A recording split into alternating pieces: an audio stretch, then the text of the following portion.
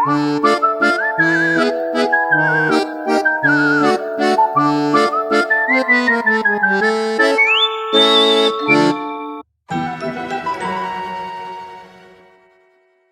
there is this graveyard scene where they talk quite a bit, and there's not so much happening, like in matters of movement or physical whatever. And the whole scene basically is really just people talking. And of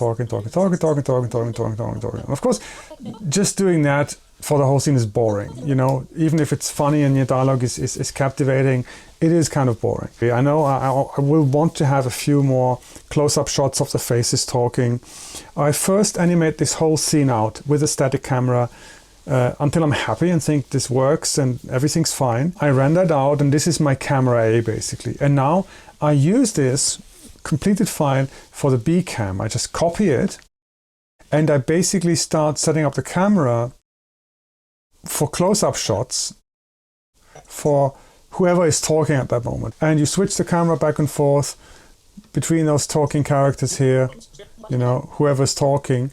And once you're happy with those angles, like how they are framed, who is showing, the next thing you do is you start, if necessary, hiding other characters temporarily. Because very often what happens if they stand close to each other and you close up on one character, you still see the elbow of the other who is moving, or the hand, or just even a finger, and it just gets in the way. So he's standing behind the tombstone, which is in the center. So if I close up on any of the characters, there's a good chance you will see his elbow, his hand, something in the way. And I think in some cases I just basically hit him because he was in the way. Yeah, I think here I hit him. Because his hand, you can see the hand, his hand is like this. So in reality, if I switch to her, it'll be here somewhere. I just hit him, he's gone. Same with Frank, he's talking here, and actually, in reality, he is standing behind the tombstone, his hand is here at this cross, okay? So if I go to Frank, here's the cross, Rudwin's arm should be here. But I thought it's getting in the way, nobody cares, I want to see this guy talking, so I just hit him. It makes no sense, and if somebody is completely anal about continuity, they'd be saying, this is wrong. But if it were in a 3D environment, in a real one, and you do a close-up, actually that tombstone probably wouldn't even show up because of the different angle and the different camera perspective. So that's the creative freedom you use to make it clearer. This one part, and there's of course the second part, and that's super important what I do then. You will notice actually that because of scaling, if I zoom in onto this, that it will just be too thick, it will look too thick. So if you do close-ups, you want to scale down the outlines a bit. Same for the background, by the way, which also gets zoomed in, and so everything looks thick and bold, and it's just wrong. So you usually scale it down a bit.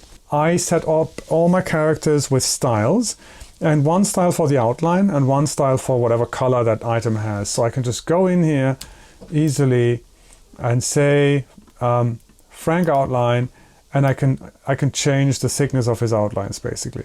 And so I adjust it down, and then you render it out. And then what you can do in Final Cut is, of course, it supports multicam setup, so you can have those two timelines. One is the shot where everybody's in there, the total shot, and one is the close-up switching back and forth, and you just make a multicam setup, and then you can just switch cameras back and forth, and that makes the whole scene more interesting because there's more happening apart from them just talking. So this is something I've been doing in the later scenes, and I will probably do in the future much more, because that makes all these talking scenes much more interesting when you can switch back and forth between characters.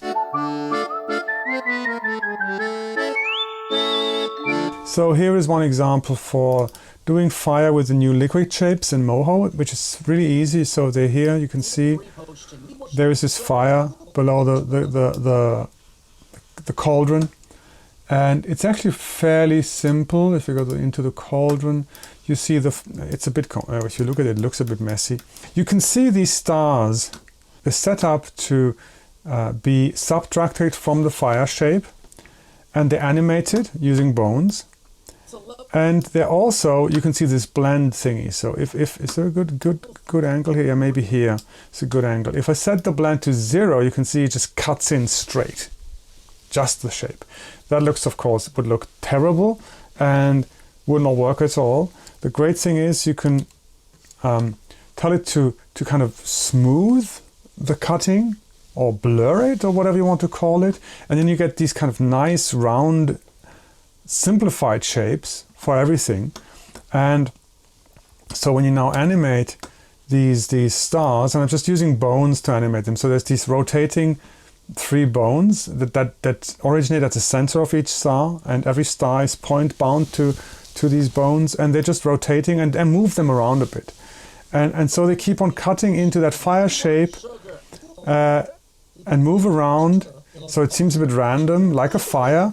And to increase that effect, actually, the fire itself, as you might see here, there is this bone structure, 3 bones, where the lower bone is manually animated, and the 2 upper bones, I think I'm using wind in this case. I don't even remember properly. I think I'm using wind, not bone dynamics. So I have a wind coming from below that basically is blowing the fire up in a way, and wiggles the tail of the bones that controls the fire. So as you can see here, the fire moves with the wiggling of these bones. So it's kind of waving in the wind, and you have the stars going back and forth to have the fire go up and down and have this fiery motion. So it's very simple. Didn't take me too long to put this together. It doesn't look super great. You could go in and probably make it look more realistic, but this is being a very simple animation anyway. This is how you can do a fire animation very simply, very quickly. I've used this elsewhere as well. So liquid shapes are a real godsend. You should look into this. This is great. You also can do simple masking with liquid shapes as long as you can keep all the shapes in one layer. It's really great. This is one of the new functions in Moho 14 that I absolutely love.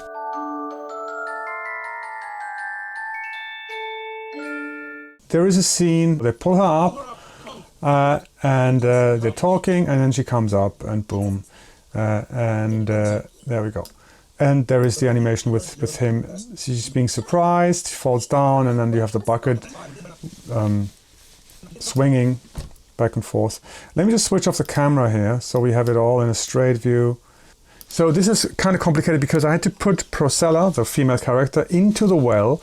So I didn't want to go crazy with too many masks, and I thought, oh, if I just set up the well in a way that there is a front part of the well and a back part, just different shapes, and then I can just put her between those 2 layers, and I don't need to do any masking. She can just come out of the well. It's fine. So like my hand, it's like a front layer, and maybe there's a back layer for the rest of the well, and in the middle you have basically her coming out of the well.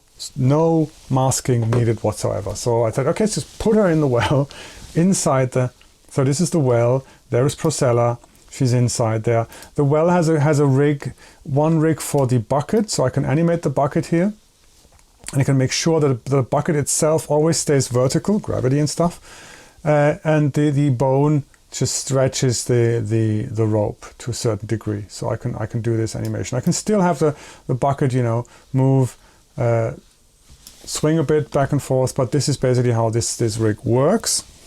Now I've got to go back here. And then the second rig that looks really weird is actually, I had to rack my brain on how to do the pulling of the rope. So I'm cheating a bit here, because normally if you pull the rope, there would be rope piling up at the end because it gets longer as you pull it up. And I didn't do that because I thought with that secondary motion of the rope animation and the actual action happening with the bucket, with her coming up, you probably will not notice that the rope is not piling up. So I thought I just can probably get away with it, and I think it's fine. Nobody said anything about this who's seen this scene, so I think it's fine. So if you look very closely, you will see that the rope is really just wiggling back and forth. And I just went with that.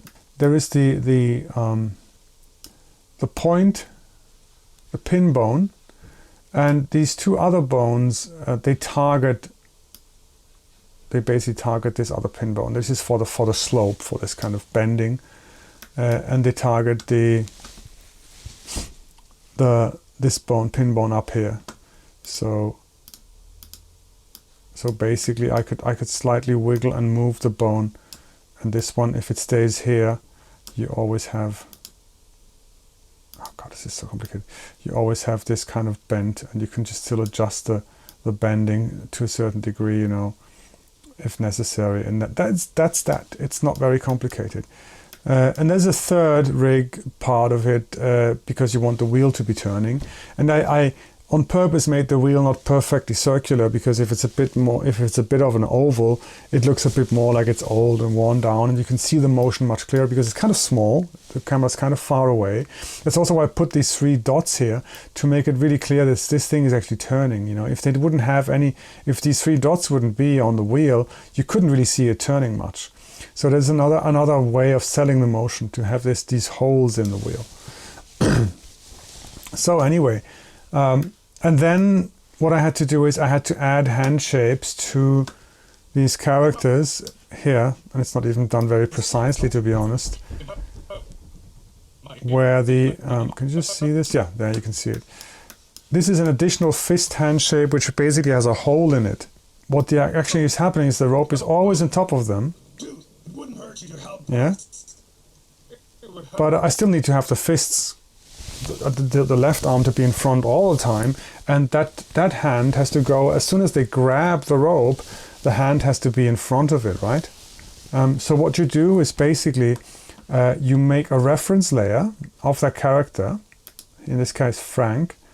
I have a reference layer on top of it, but I only make the hand, the lower arm, and the shoulder of the arm visible, and that is always shown in front. The hand of the arm of the lower arm here is also visible, but I switch visibly on and off depending on. As soon as he grabs it, it's visible. As soon as he lets go of the rope, I just hide the hand that is actually in front of the rope.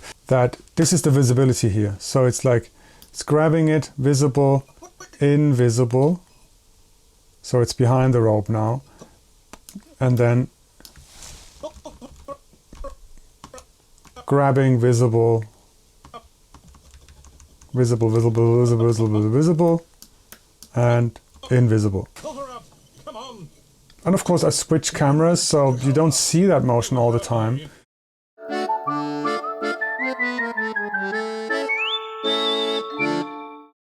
So for most rooms that I create, and it has a door, and that door will eventually have to open and close.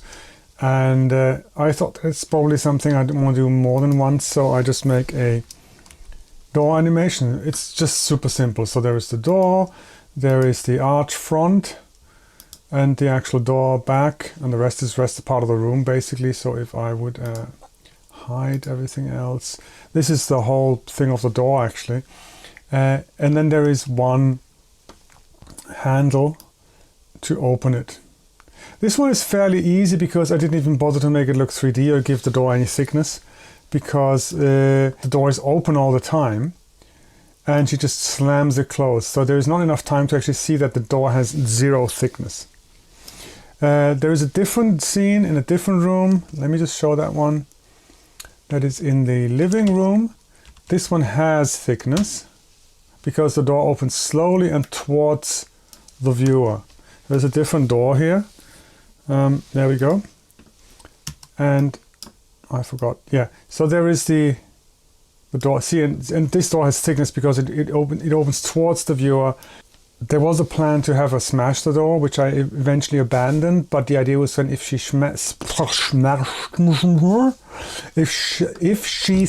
the door, Jesus Christ, if she smashed the door, so it could kind of do this, you know. So it's like it goes boom, and just the moment she smashes, you get this comical bending going. Another thing you might have just noticed here, there's a light switch. The bulb is kind of bright here, and by hitting the switch, the bulb goes dark, and the whole room goes dark, and the whole room going dark is just this thing called darkness here that becomes visible. That's the whole trick. There is a layer called darkness, which is a fill that is not 100%. It's like 87% black. That's all it is. But of course, you want the bulb also to go dark, and so you change the color of the bulb as well. And you might have noticed also there is some candle shine going on here. That's another thing. So basically, Rudwin snaps his finger, And what I do then is the darkness gradually becomes more transparent, and I have these candle lights here, which are basically circles. They're nothing but circles with a gradation from white to yellow, and I'm using color dodge blending. It doesn't look that good. If you render it, looks much better actually. As you can see, this is rendered. Rendered looks like this, looks much better. The preview looks kind of weird, and it's basically just 3 circles with a gradation, and the vectors are set to have noisy fills and animated noise. So every 2 frames they start wiggling, basically. They have no outlines, so I didn't bother with the outlines. That's all it does. So you have your flickering of the light because the outlines are shaky. You can see here how they're really shaky. And they get a bit brighter then over time. And again, the rendering looks much better. It's a bit more white. And the actual fire on the candles again is same spiel as always. You have one shape that is the actual flame. You have stars which are point bound to these bones, and they just keep rotating to make the flame flicker. That's the trick to that.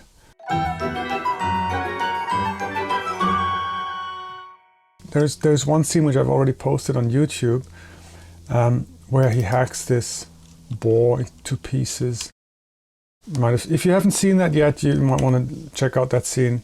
Basically, there's a lot of layering going on, a lot of reference layers, because, well, you've got the boar, and the guy has to carry the boar, so his arm has to go on top of it, the rest is behind it, and then he has to chop off the head. So basically, the head has to be in front of the axe he chops it off with, and gets kind of hairy there. And then there's, of course, that thing where he is actually cooking the head, and then the eyes falling out, and lots of layering going on basically. So number one, had to do a bit of manual adjustment here, because again, this is a bit of an extreme position for Puerilities to be sitting. So for this to work, I had to move a few points so it doesn't look too awkward. Same for him.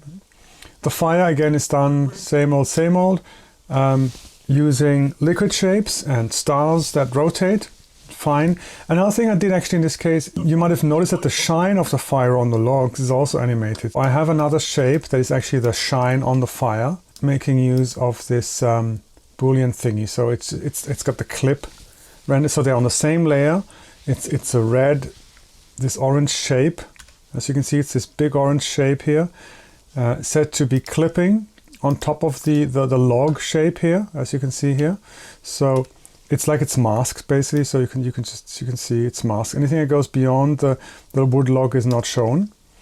And then I just bind this. If you notice here, there's a bunch of bones to animate the fire, the moving of the flame.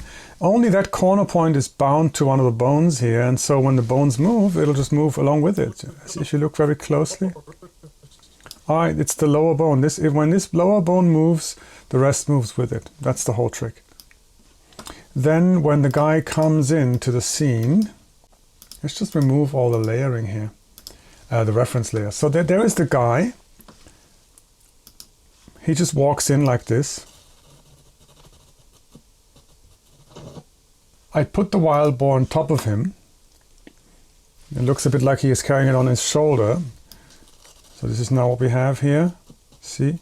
You can't really see any of his facial expressions. That's why I'm not doing anything with it. Now I need to have the left arm to be on top of the wild boar because he's holding it on his shoulder, right? So I have a reference layer of this guy only showing the front hand, the shoulder part, and the lower and upper arm to be in front of the wild boar, okay?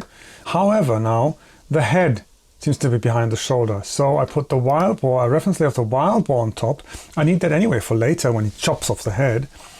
And that reference layer only shows the head of the wild boar. And as, you might have noticed when he throws down the wild boar, how the legs swing.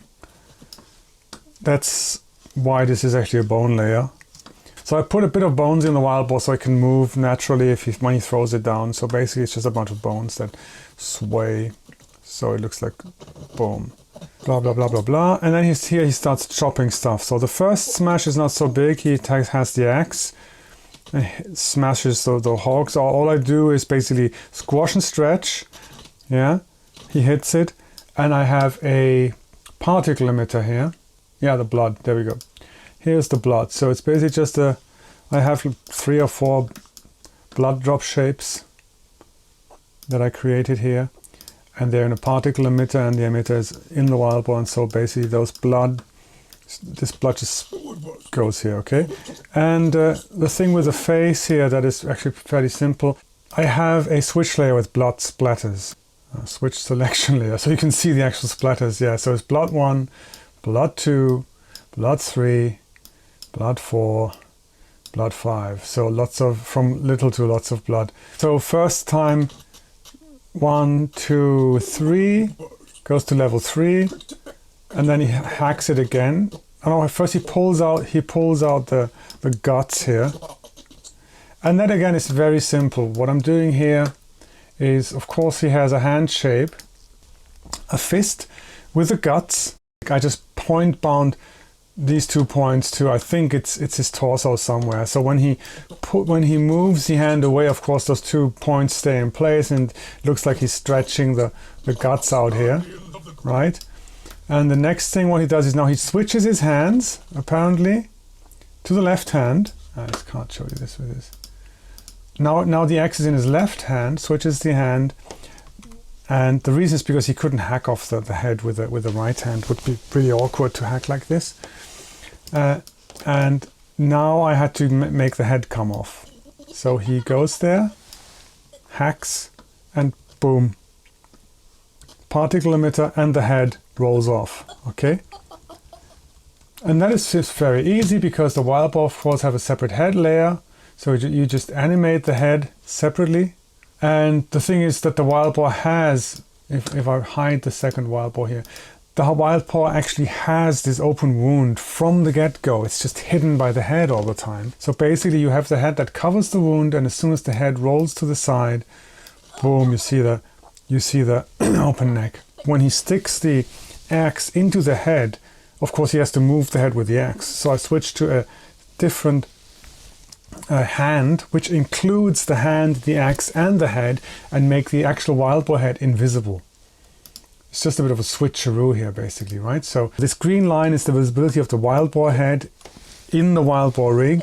So it's going to be vanishing this second, and I'm switching to the hand F, yeah, the wild boar head. So this is the hand that includes his hand, the axe, only the, what do you call the hilt. And here I'm switching again to the grilled pork head, and moving it up, there is a eye front and eye back.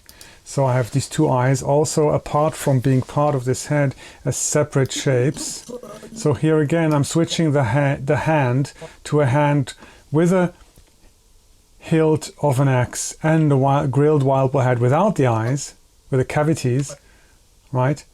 And suddenly, as you can see, those 2 move in front of the wild boar and become visible. Switcheroo, and then the eye falls out. One falls out, right? One eye falls out here. And the other eye, he just pops it up with his finger. Boom. And when he eats it, what I'm doing here is basically, I'm using a normal mouth shape for R, I think, and I just kind of adjusted the edges of the mouth a bit, and then the ooh mouth, and then I make it invisible, and it looks like he just swallowed the thing, along with a sound that sells the thing. That's the scene.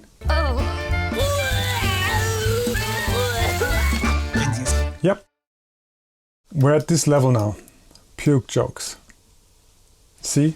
She grabs the bucket and then she throws up into the bucket, and it fills up and has liquid in it. And Frank does the same. So he also is like, oh my god. Yeah. Okay, so we have 2 puke streams. One is for Frank, one is for Priscilla. There is a mask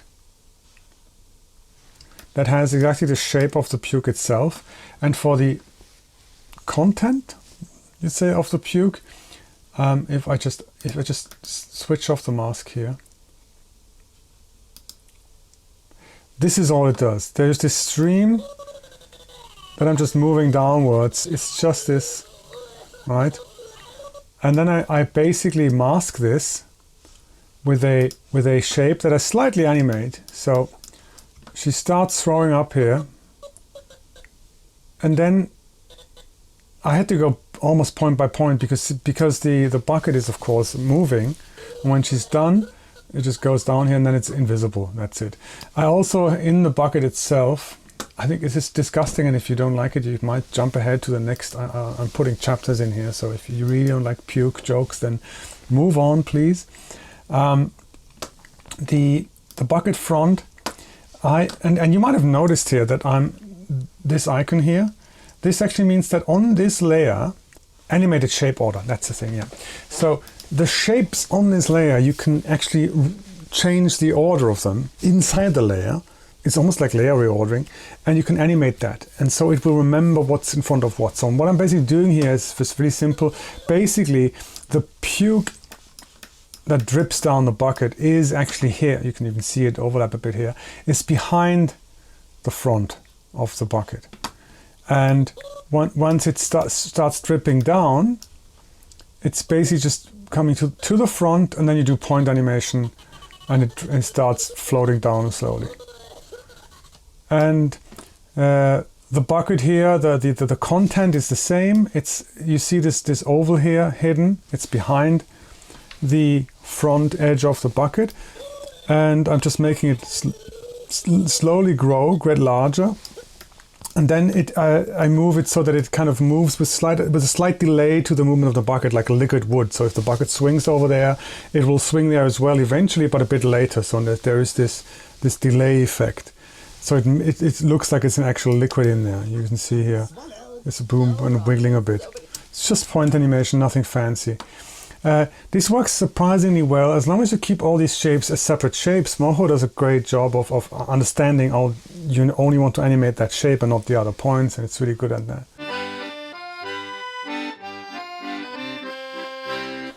There's this scene. Doesn't look like much, but it's more complicated than you think. Okay, this looks a bit weird. I think I mentioned this. If you have too many masks within masks, the real-time preview of the mask will be screwed up in Moho sometimes. This could be a limitation of OpenGL or whatever it's using to display this. I don't know, because if you render it, it looks just fine. The masking is fine. It's only in the real-time preview where you get some weird parts that are not masked. So just ignore that for now. So she gets out of the bucket, steps into the water.